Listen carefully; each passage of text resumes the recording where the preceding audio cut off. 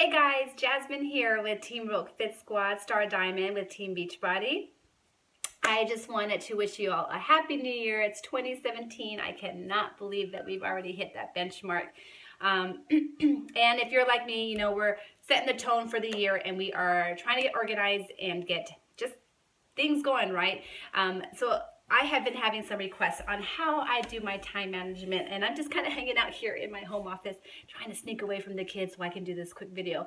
So let's get at it. So what I'm going to talk to you guys about today for me is just tips that have helped me as a busy mom of 4 kids. We have teens and toddlers. The teens are in high school and the toddlers haven't even started school yet.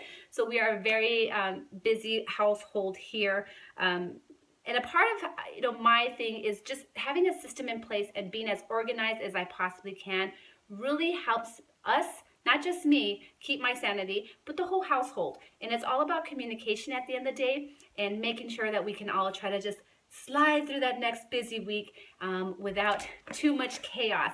And it's going to happen, but, you know, we do our best. So here are just some 5 tips here that I'm going to share with you. Now, the first one for me is I plan on Sundays. Sunday is my big day because if you look at a calendar, and you guys know I love calendars, Sunday is the beginning of a week. So what I do here is I actually get out my personal calendar and my work calendar. It's just specific to me and only I understand it because I have my own little quirky codes here.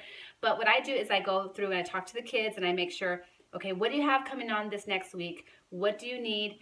What do I need? What do I have? What does husband have? So we lay it out. I lay it out, I should say, on my calendar, okay? Because I think at the end of the day, I feel like it's my responsibility just to at least have that snapshot for everybody so we all know what's going on.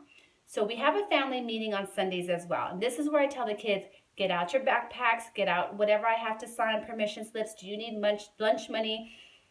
That kind of stuff. Because you know how it gets, especially with those teens, and actually any kids, right? They actually forget that they needed something, or they forgot to have you sign this or that. So on Sundays, that is our family meeting time, very informal. Hey, what do you have going on? Our oldest, she works now, so we need to know her work schedule. And what I love is that my kids and my husband actually bought me a chalkboard, really nice chalkboard. It's not in here, it's actually in the hallway. And it's laid out. We put the days of the week there, and every week we go and after we have our family meeting, we write down where everyone's got to be, the extra things. You know, once you get into a habit, you know what kid has practice at what time, that kind of stuff. But anything extra that's going to throw us off a little bit that week, it goes on the chalkboard, and then that way we know if we look and we're like, oh, well, mom's not here on this night, and she normally is, they can go see I'm at a booster club meeting, whatever it is. So that's where everything goes. So really having that family time, that family meeting on Sunday night, preparing each and every one of us, you know, for the week, and letting the older kids know, hey, we might need you to step up your game this week because we might need to go to a dinner, we might need to go host something, so they know when they are really going to be called upon. And it's just a great way, so there's no kind of miscommunication. So that's the first thing. The second thing that I do here, and I think this is a really good one, and I got this from when I was a child. My parents were very strict about this, and that was the night before, getting out your clothes and preparing for your next day.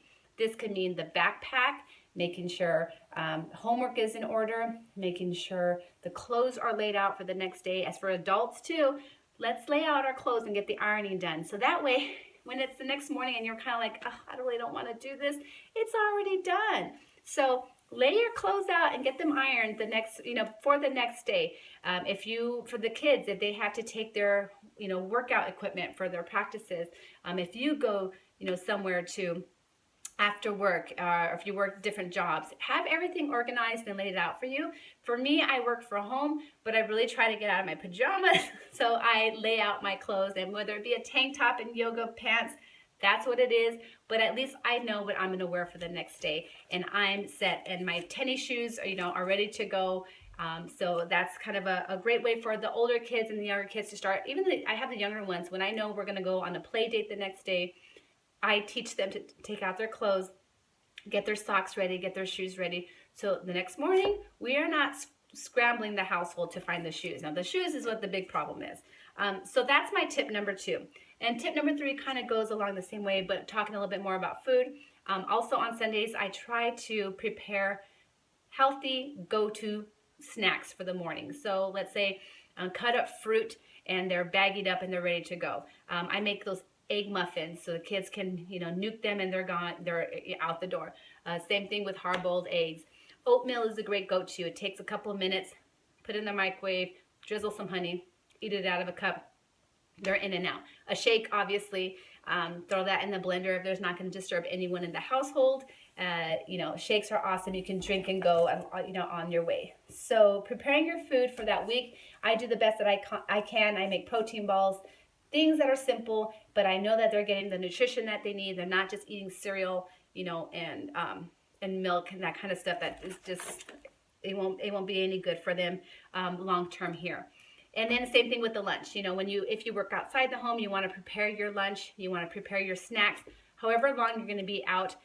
Make sure that you're ready to go. That way you don't have to turn to fast food and you don't have to make those decisions. You have your meals. A lot of what I do is lunch is dinner from the night before. It's easy. I make enough. I can pack it up. It hits our goals, for the most time. But even when we just have those fun meals, extra slice of pizza, that's okay. It's going to happen. Just take it. So preparing your meals the night before to take for your work day, that is another huge thing to set the tone. You're going to save money in the long run as well. So those are tip number 3 is to prepare your food as much as you possibly can. Now, number 4 is everyone sets an alarm in this house. We are all on different schedules. Everyone leaves at different times or they start work at a different time. So everyone is responsible to get themselves up. Yes, we may go up and nudge the kids and say, hey, you're running late or you missed your alarm. It does happen. We get it. But really showing the older kids that they are responsible for their time management. And they're going to be responsible if they miss the bus. And, whatever it is, because my time is valuable too. For example, if my son misses the bus, I don't know what's going to happen because I'm still at work here. And if I can't take off my work, then he has to understand that, oops, he messed up and there's a consequence for that. And mom's time is valuable too, that I just can't always pick up when someone decides to sleep in late. So making sure that your kids know that your time is valuable and they are responsible enough to set their alarm, to do what they have to do, to get their items organized, then that's the best thing to do. Okay? Let's see here. And, we also do like a family chat, in our text group, we have a family text, and that's the best thing for us to do because we are always in constant communication. If something happens or, we're running late or because, life does happen, we are all in that group chat together and we can all cover each other. So that's just another great simple tip is everyone be in a group family chat. And that way we know exactly what's, who's coming, who's going, or what else is needed. But at the end of the day, guys, life happens and not everything's going to go as planned all the time. These are just some quick tips to stay organized, to have a projection of what's going to happen throughout the week. But, in my book, give yourself an extra 15 minutes per kid when you're loading up a car, when you have to be at an appointment, that kind of stuff. I normally, especially when you're dealing with toddlers, because something's going to come up, someone's going to have to run back into the house, you're going to forget the diaper bag. So give yourself 15 extra minutes per child if you have to leave the house, and just to help you kind of stay on track, stay organized. But at the end of the day, hey, if everyone goes out the door, just to let them know, have a great day, kid, have a great day, husband. When they come back home, they're going to come back home to their family, that not everything's going to be, it's rough out there. So when they come back home, you know what, just relax a little bit. Let them know if this day didn't go as planned, just don't sweat it. Acknowledge what went wrong, and then try again the next day. It's not that big of a deal. But by setting these little standard tips, these little standard practices, every day, it's just going to make things fall into place a little bit easier. And lastly, I don't know, this one just came to my mind, but I feel like it's so important, is make your bed in the morning. There is just something about taking that extra 2 minutes, make your bed, start off the day with an accomplishment. And then guess what? When you get home at that end of that night, after that long day, even the kids after practice, and they're just beat from that day, there's something about coming home to your bed and having it made and getting into that bed and going to sleep that it's just so welcoming. And I think it's a psychological thing, but really, guys, start your day out when you get out of bed and you stretch, make your bed, and then recognize when you come home and lay your head down to rest and getting into that comfortable bed that has been made waiting for you. I don't know, there's just something so sweet about that. And I think that's a little bit cheesy, but I totally am a big proponent. Like, I have to get up and make my bed almost within, that 15 minutes. So that's it, guys. Hopefully you found these tips helpful. Look forward to 2017 and spending some time with you guys. If you need anything, please send me a message. If you want some tips on anything, let me know. I'm always open to learning and to researching, so I'm here to service you in any way.